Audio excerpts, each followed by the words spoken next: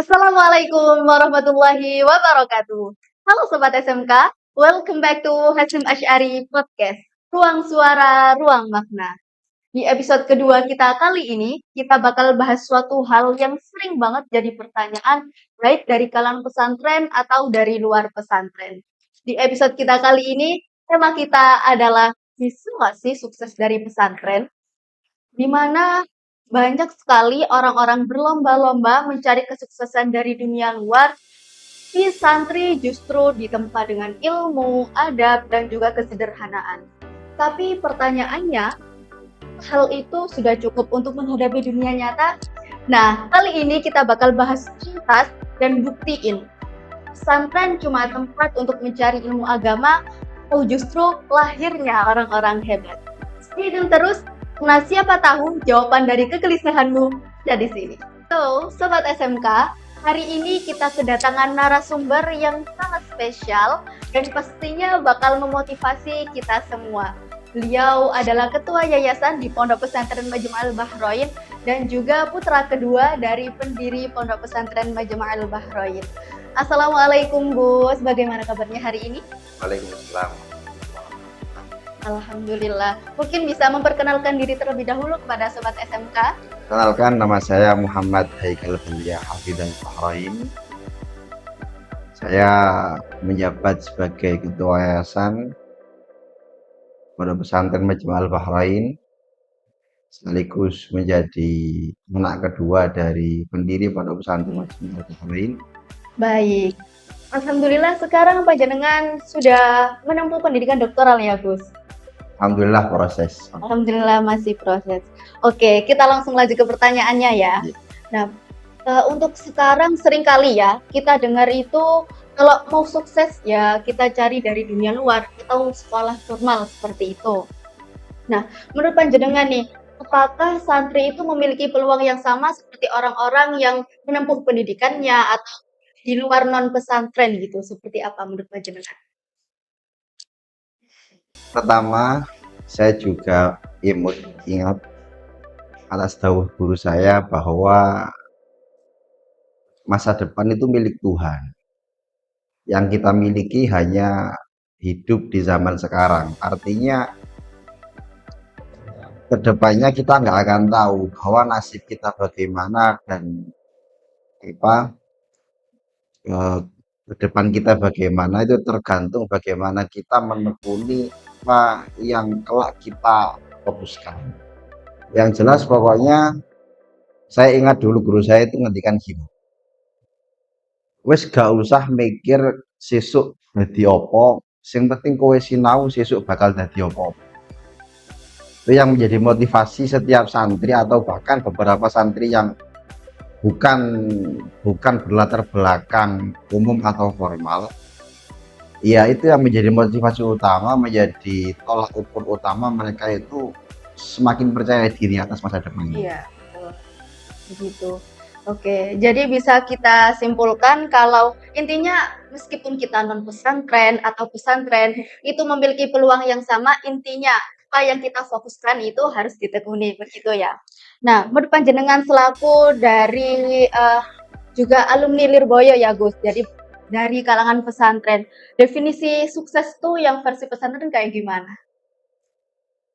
Menurut saya sukses itu bagaimana kita bisa anfa'uhum linnas, bisa bermanfaat bagi orang lain, terutama bagi terdekat dengan kita, orang-orang terdekat bagi kita, orang tua kita, saudara kita, murid-murid kita, guru-guru kita yang berpengaruh dalam kehidupan kita. Itu yang paling baik. Kalau misalkan kita sudah birrul walidain, bisa menjaga daripada akhyarul jiwar, artinya memperbaiki hubungan tetangga ataupun orang terdekat kita, maka ya harusnya kita memperluas hubungan baik itu. Artinya sukses itu bukan dimulai bagaimana dia itu berpenghasilan atau bertahta baik, tapi sukses itu dimulai bagaimana kita itu berpengaruh dan juga memberikan manfaat bagi orang lain. Iya. Untuk untuk pribadi saya itu juga masih berproses dalam masa itu. Artinya kalau misalkan orang itu digantungkan kesuksesannya melalui apa namanya material, melalui apa namanya, apa, maka orang yang menjadi pimpinan itu bisa mendiskriminasi terhadap apa namanya anak buahnya Iya, betul. atau sebaliknya juga. Artinya bagaimana kita saling menghormati, bagaimana kita tuh saling memperbaiki hubungan antar manusia dan terutama orang-orang yang dekat dengan kita itu saja sih. Iya. Berarti kita intinya kalau sukses itu tidak bisa berpatok di tanya banyak atau jabatannya tinggi. Material. Iya, karena sering banget kalau orang-orang awam atau kita sendiri itu menstandarisasi kalau sukses ya uangnya banyak atau jabatannya Iya, tinggi betul. seperti itu. Jadi kita menghormati orang tua, intinya melakukan hal-hal yang bermanfaat saja itu sudah bisa dikatakan sukses ya, Iya Gus. bisa. Karena apa ya? Kalau menurut saya sukses itu apa? Sukses itu kata hati, bukan kata Iya, masa depan.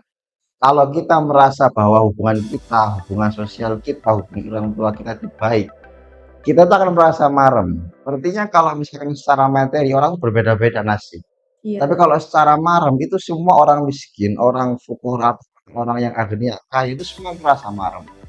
Artinya ya tadi, sukses itu dimulai dari diri sendiri, bagaimana kita menghidupi orang lain dan kita merasa nyaman, tentram, ayem, adem, itu yang dikatakan sukses bagi saya. iya, betul banget. Nah, terus kalau panjenengan sekarang sudah alumni ya tergolong? Ya Ya, alhamdulillah. alhamdulillah. Nah, kan sekarang itu banyak lulusan pesantren yang mungkin merasa gelisah atau nanti aku seperti apa? Karena mungkin di dalam pesantrennya itu eh, akses komunikasinya susah atau akses mencari informasinya sedikit sulit daripada orang-orang yang di luar pesantren seperti itu. Nah, apakah lulusan pesantren tersebut bisa bersaing di dunia profesional atau bahkan dunia bisnis dengan latar belakangnya yang tadi seperti itu, dari triggernya yang kekurangan informasi tentang dunia luar atau mencari berita-berita seperti itu? Iya gini ya,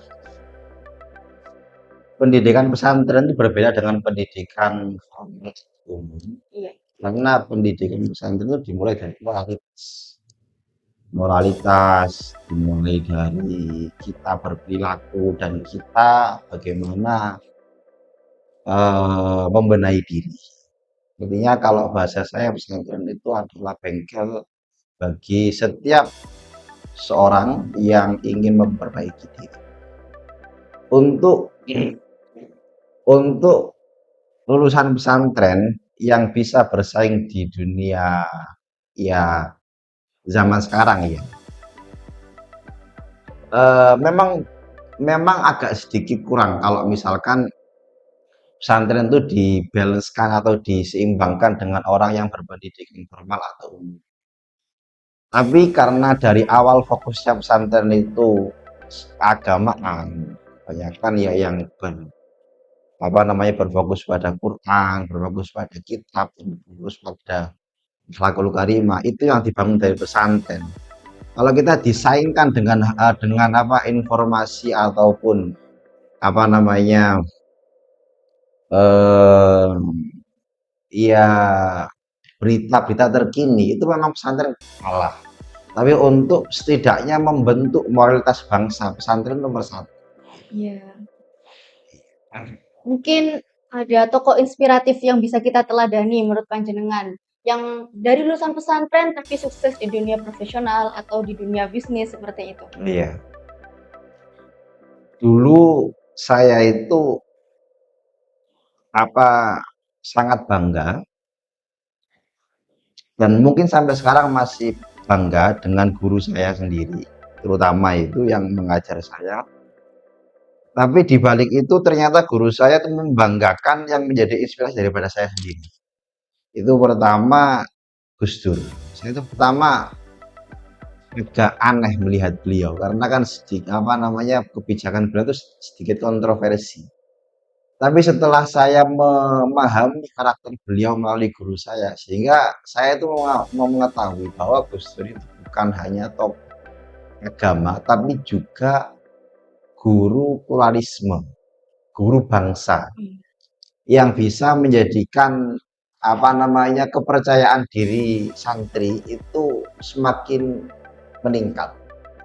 Gus Dur itu beliau lulusan Mu'alimin, ya salaf juga, Mu'alimin Jombang, tambak beras, terus kemudian melanjutkan pendidikan di pondok pesantren Tegalrejo Magelang.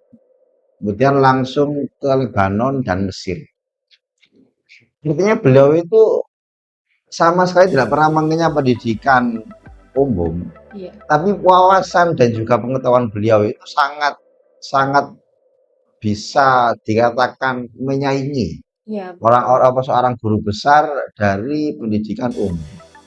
Bahkan banyak sekali tokoh-tokoh publik seperti Profesor Zaini itu guru besar UGM dan rektor UII itu juga menghormati beliau. Kemudian juga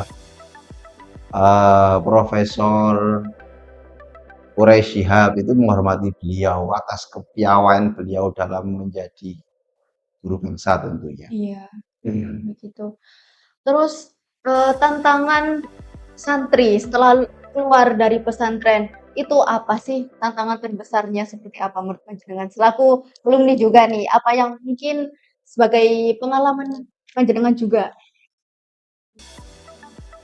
Tantangan terbesar bagi seorang santri bila lulus dari pesantren atau pulang dari pesantren itu jaga diri. Jangan sampai terpengaruh buruknya moralitas zaman sekarang. Iya. Karena kenapa? Kebanyakan itu santri, dia itu di masa-masa mondok itu dia merasa bahwa iki kudu dikodoi.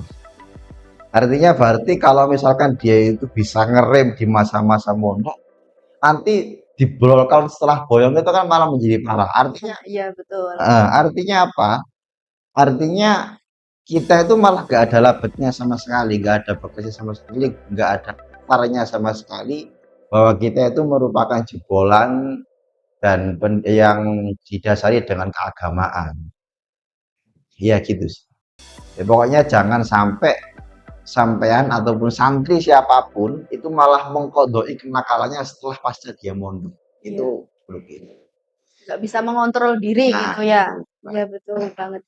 Nah, satu mindset yang harus dimiliki santri untuk menuju kesuksesan tapi tidak meninggalkan nilai-nilai kepesantrenan.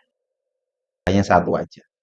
Jangan sampai lepas hubungan dengan gurumu. Dan selalu ingat apa pesan dan kesan guru. Gitu. Karena kita itu bisa mengontrol diri, kita itu bisa lancar dalam berurusan ataupun problematika apapun sosial apapun entah itu ekonomi ataupun setelah dia itu keluar itu satu jangan sampai lepas dari ikatan dengan guru Anda. Iya.